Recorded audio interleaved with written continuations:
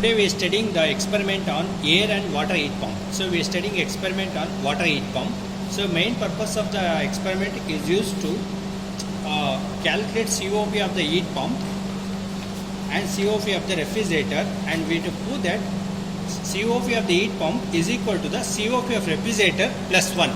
So that is the aim of the experiment. So you can come to basic components. So this is a compressor, hermetically sealed compressor in which motor is also there.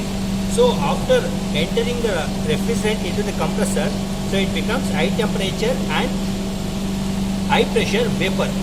So vapor is there, high temperature and high vapor flows out of the compressor. So this is a line, high temperature, high vapor, high temperature, high pressure vapor enters into the reverse valve. This is a four-way reverse valve. So entering here into the condenser.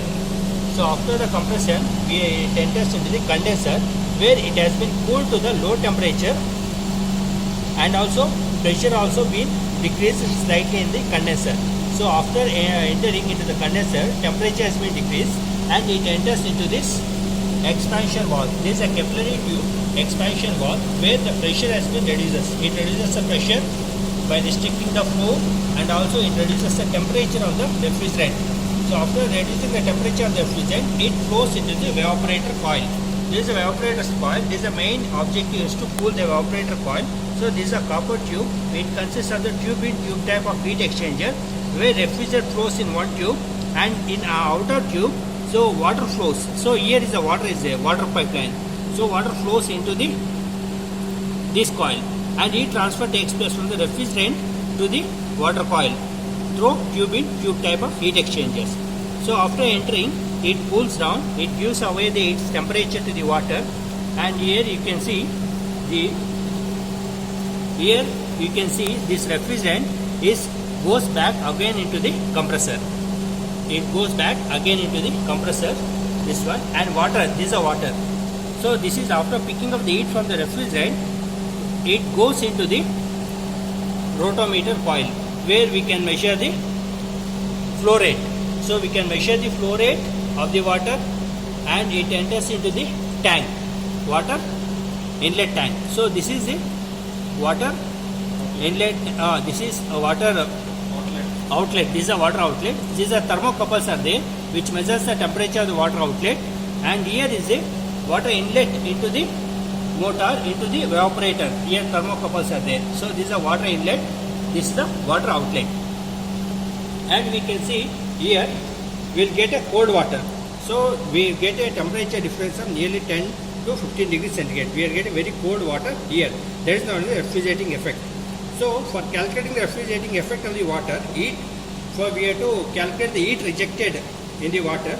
So thermocouples are there, temperature outlet is there, temperature inlet is there, mass flow rate is there, specific heat is there. So we can get the amount of heat rejected. That's one by the water, this one, amount of heat rejected by the water, this one. And the compressor energy input. Compressor energy input can be calculated from the voltmeter reading, this one, ampere. Product of these two will give the work input to the compressor. So these are schematic diagrams, components. So here you can see discharge pressure, compressor outlet temperature. These are compressor outlet temperature. You can see this is compressor discharge pressure. These are the pressure gauges. Pressure, discharge pressure. This is a section pressure, compressor inlet. You can see discharge pressure is very high. It comes around 23 or 22 kg per centimeter square, where section pressure you can see here 6 kg per centimeter square, or 82 or 83 pascals. So here discharge pressure is very high. These are the switches are there. First we have to switch on the pump. Here is the pump switch on, we have to switch on the pump. So after switching on the pump, we have to switch on the condenser. So condenser fan is there, we have to switch on the condenser fan. So after the condenser, we have to switch on the compressor. So compressor we have to switch on. And this reverse valve should be in the off condition. First we are studying only for refrigerating effect. So that reverse valve should be in off condition. This is a switch for external heating of the water. This is a water. So experiments, I will show you how to conduct experiments. So now experiment is, So this is in 1, T1. So as we know that T1 is a compressor inlet temperature. So T1 is compressor inlet temperature. So T1 is a compressor inlet temperature. Please make a note. T1 is 34.1 degrees centigrade. Next T2, compressor outlet temperature. You can see temperature has been increased after compressing. 85.1 degrees centigrade, compressor outlet temperature. Next T3. So T3 is condenser outlet temperature. So this is a condenser outlet temperature 48.4 degree centigrade. T4 is evaporator inlet temperature. You can see evaporator inlet temperature has been decreased because after expansion in the expansion valve, its temperature decreases and also pressure has been decreases. T4 is a evaporator inlet temperature. Evaporator inlet temperature, even after condenser also temperature decreases. T5.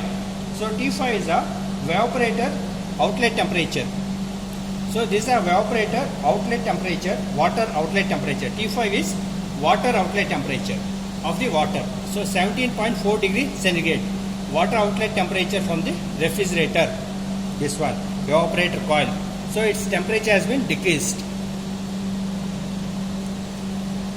Next is, you can see water inlet temperature. So we are giving a water inlet temperature into the evaporator is 24.6 degrees centigrade. See, you can have a difference. Water inlet temperature is 24, water outlet temperature is 17. That means it's working properly. So these are experiments. These are the readings. And we have to make a note also this reading for calculating the compressor inlet temperature. Voltmeter 221 volt ampere by 5.7 amperes. For calculating these two are sufficient. So this is the readings and this pressure. So already we know it.